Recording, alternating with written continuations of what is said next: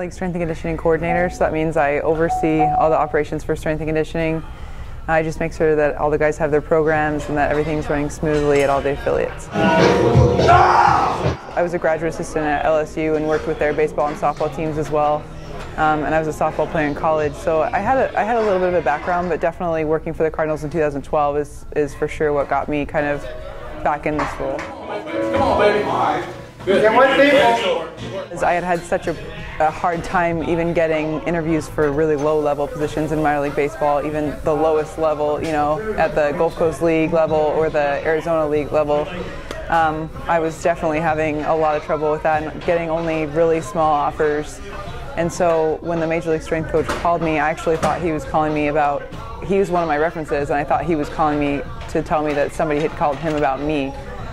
So when he told me about the job, I was very surprised. There was definitely a point where I didn't think that it was possible, and I was definitely getting discouraged, but there's been other women, you know, in similar positions. I've definitely, you know, watched those women in their careers and said, you know, I can do it now in my own way as a strength and conditioning professional. In all of my time in strength and conditioning, I've yet to have an issue with any male player at all, and people ask me all the time what the difference is between training guys and girls, and I always say it's the same.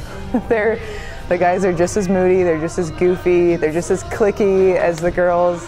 They're probably going to be mad at me for saying that, but you know, the other day we were playing Rihanna in here and there's a bunch of guys like singing along to Rihanna, so it's not as different as you think. And strangely, I think, you know, sometimes I really think the guys care more that I can throw a baseball and catch, you know, and swing a bat than they care about what I know in here.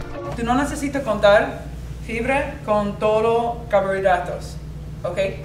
I came in with a pretty solid base of Spanish, and that just happened literally over the past couple of years. Knowing that I wanted to be in professional baseball, I've just worked on it literally every single day, learning a new word here, a new word there. It kind of just built up my vocabulary. So working with the line guys is actually easier than everyone would think. When they see that you're willing to even try to learn their language and try to reach out a helping hand in that way, they'll give you all their best.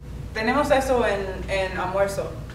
The message is always stronger if it's coming from me. So even if it's not perfect in Spanish or English, it doesn't matter as long as they get the basis of what I'm saying.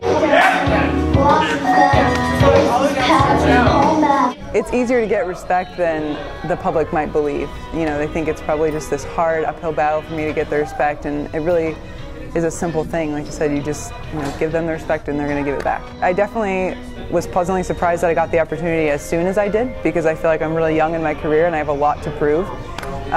But I definitely thought about it, because otherwise I wouldn't be sitting here, you know, doing this if I didn't believe in myself. I think there's just a lot to be proved on my end. I think the Cardinals are the real pioneers at this point, because they are the ones who gave me the opportunity. And I just hope that I can open doors for other women in the future down the line.